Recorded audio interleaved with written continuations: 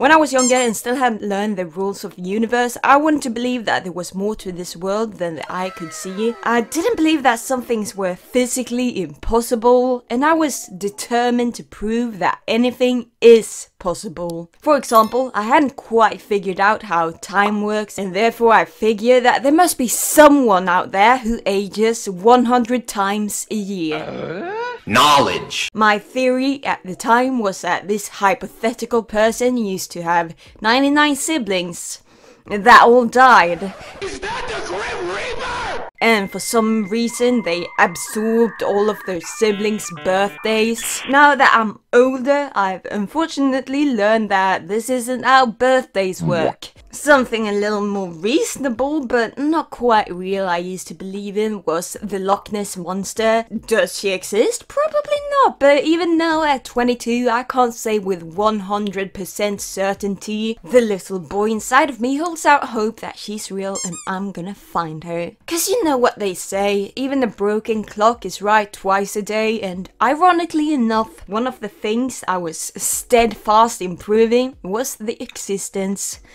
of pregnant men. The universe has a wicked sense of humor, cause here we are, over a decade later, and I am the man who could potentially get pregnant.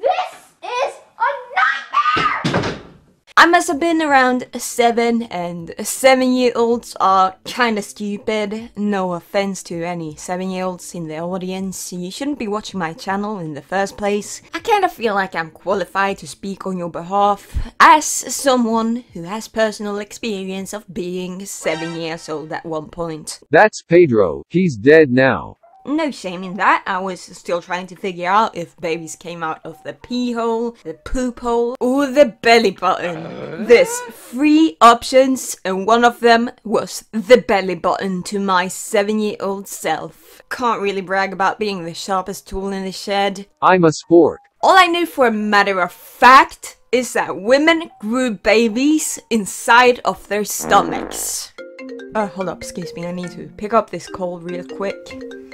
Hello, this is Miles. Oh! No, really? There's a 3rd hole? Are you sure it's not the belly button? Ew! No way! No way! Ew! Ugh. Oh, okay, I'll tell them that. Love you. Bye. So, okay guys, so I just learned that there's a 4th hole, and it isn't for pissing, pooping, or collecting belly button lint. It's apparently where babies come from. I don't think any of my viewers have to worry about that though, cause you also need to get laid to make a baby. Unless you're super religious and the next Virgin Mary. I was also informed that the baby doesn't grow inside the stomach, but rather the womb. So yeah, even though I might have been based and empreg pilled at 7, there's a few key details I missed out on. For example, you apparently need a uterus to get pregnant, and unfortunately, not all men have one. Can we get an F in the chat for our uterusless brothers?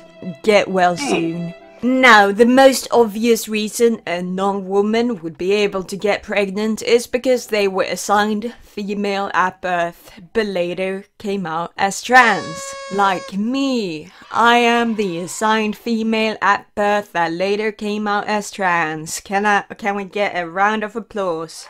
Thank you, thank you. Now that's short and simple, but for some reason that's a hard pill to swallow when advocating for reproductive rights and healthcare. It's more important now than ever to be more inclusive and advocate for everyone's right to abortion after the overturning of Roe v. Wade. Oftentimes pointing out that it's not just women who are affected by this, it's seen as nitpicky or, you know, forcing ourselves into women's issues. More often than not, they're blaming the trans women when it's in reality the trans men that want you to change your language. So I am Confucian. Like most trans women, and I say most for a reason, just wait until later in this video, don't have a uterus. So, why are you blaming the the trans women. I don't...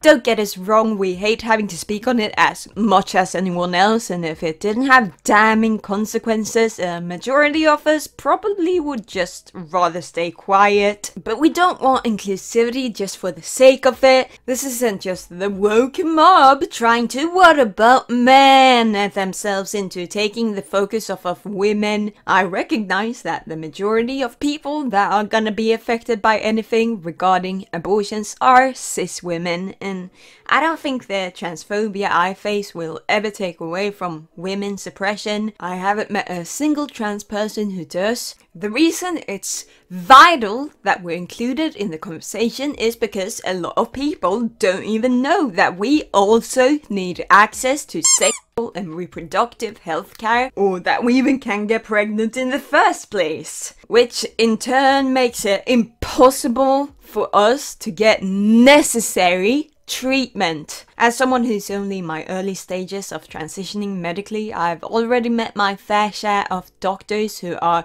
just completely lost when talking about trans people, and I can only imagine that it's gonna get worse when reaching a point where I pass more as a man. Right now, the worst I'm gonna have to worry about if I get pregnant or whatever is that I'm gonna continuously get misgendered, or a TERF nurse is gonna recognize my top surgery scars and hate crime me at the clinic. No plans on ever getting pregnant though. Not fun, but you know, it could be infinitely worse. Ask anyone on T and they'll probably tell you that at some point they had to be the one educating their own doctors about the effects. The misinformation is widespread and there's little data on us of a transgender. There's a common belief that tea will make you infertile, which not only is used as a scare tactic to persuade someone into not transitioning, it also gives these people a false sense of security. Motherfuckers are out here trying to rod without the knowledge that hormone therapy does not work as a contraception. Even in the cases where someone on T no longer has periods. My brother in Christ! Please use the rubber, or at least go on the pill. You'd think that this is something that doctors would tell you because it's kind of a very big deal. But nope. And it's not like the healthcare after the fact would be any better. Just saying, I wouldn't trust a doctor or a nurse to take care of me if I got pregnant when they didn't think I could get pregnant in the first place, despite the mountains of information disproving this just at their fingertips. I think it says a lot about, I don't know, society, that when I was younger I was fascinated by Thomas Beatty, a trans man who got pregnant back in 2008, but only in recent years did I learn and comprehend that he was in fact trans. It wasn't the next 𝗟𝗪𝗏𝗏 it was in fact a trans man. I'm blaming society when in reality it's probably due to the fact that I was too young and still hadn't learned what trans meant, so I just thought a man getting pregnant was either supernatural or a miracle. I wouldn't be surprised if it happened in the Bible. Did it happen in the Bible? Maybe, I don't know. So I just feel like if this was something that was openly talked about and normalized, I and many others could have been spared a lot of pain. The same way that healthcare would be a lot more accessible if doctors knew that a man claiming to be pregnant isn't actually a creep who loved to intrude women's spaces, but a man who's actually pregnant. Oh my god! Wow! My coffee tastes like absolute shit. It tastes like doo-doo water. I'm gonna drink it anyways. Now, trans men aren't the only men with uteruses. There's obviously intersex people, and I don't have a degree in... I simply don't have a degree, okay? But I do have Google, and I just looked up some intersex conditions, and I found out about persistent Müllerian duct syndrome. Excuse me if I didn't pronounce that correctly. It's when someone who's a designated male at birth, after the doctors look at the pee-pee and go, this is a boy, but who actually has female reproductive organs, that being ovaries. Obviously, someone with this condition wouldn't be able to get pregnant because you need an opening where someone can stick their rod in and fertilize you. Disgusting! But I did find articles of a trans girl, allegedly with this condition, who I'm not gonna name for legal reasons, that supposedly got artificially impregnated at 18. Now, if we ignore that you can't birth through your penis, there's quite a few things that doesn't add up.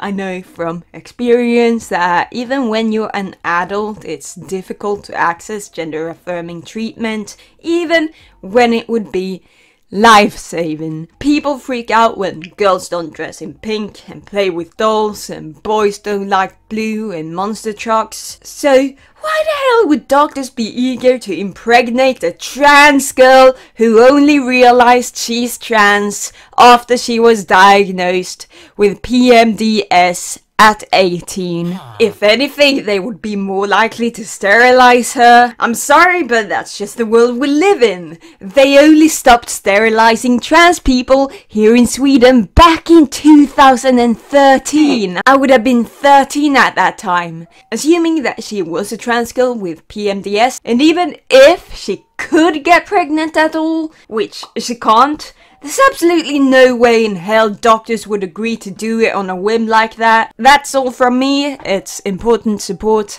bodily autonomy. That goes for gender-affirming healthcare, reproductive healthcare, and everyone's right to partake in consensual sex acts, and just sexual healthcare in general. Remember to like this video, subscribe, turn on all notifications. Tell me if you think trans men can get pregnant, or do you think it's trender of them? If you do, I'm gonna block you. Follow me on Twitter, donate to my Ko-Fi, link in description. That's all from me, bye.